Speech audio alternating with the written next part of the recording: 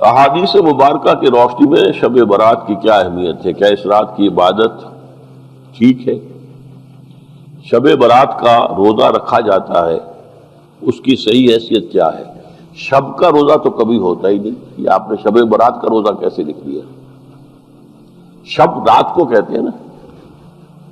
شب برات جو ہے اس کو کہا گیا ہے اس لیے کہ ان کا خیال ہے کہ اس رات میں اللہ تعالیٰ بہت سے لوگوں کو اس کا کو بخشتا ہے۔ برات، اللہ تعالیٰ جہنم سے ان کو رستگاری عطا فرماتا ہے۔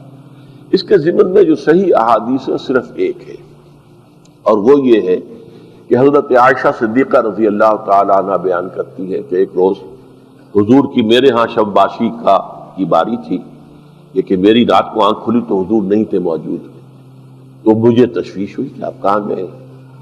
تو میں ڈھونڈتی ہوئی وہ یا کسی اور کو آپ نے بھیجا، بہرحال مجھے پوری تفصیل یاد نہیں ہے، تو معلوم ہوا کہ آپ جنت البقیع میں گئے ہوئے ہیں اور وہاں پر استغفار کر رہے ہیں اللہ سے، اور تمام جو بھی وہاں پر مردے دفن ہیں ان کے لیے مغفرت کی دعا کر رہے ہیں۔ بس یہ ثابت ہے۔ باقی اب اس میں جو ہے ہندوؤں سے ہم نے مانگ لی دیوالی، تو دیوالی جو ہے وہ روشنی کی جا رہی ہے اور بتیاں جلائی جا رہی ہیں، تو مختلف لوگوں سے ہم نے بورو کی ہیں چیزیں، جیسے عید میلاد النبی ہے وہ ہم نے کرسچن سے بورو کر لی، یا شیعوں کے تعزیوں کا توڑ کرنے کے لیے ہم نے بات بنا لی۔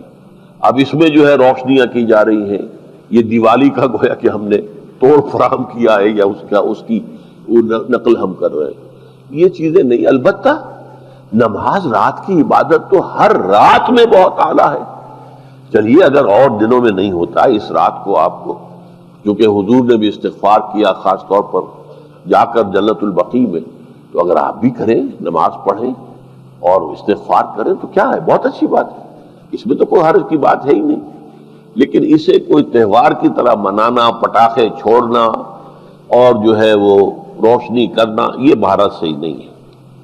روزہ بھی چونکہ 15ویں شب ہوتی ہے، 15واں دن ہوتا ہے، پھر اس اعتبار سے حضور کے معمولات میں تھا کہ آپ ہر مہینے کی 13، 14، 15 تاریخوں میں روزہ رکھتے تھے، تو اگر آپ یہ نیت کر کے روزہ رکھ لیتے ہو، کیا کہنے ہیں، نور علی نور ہے۔ اور روزہ کسی وقت بھی نفلی روزہ رکھا جائے، اللہ تعالیٰ قبول فرمائے گا۔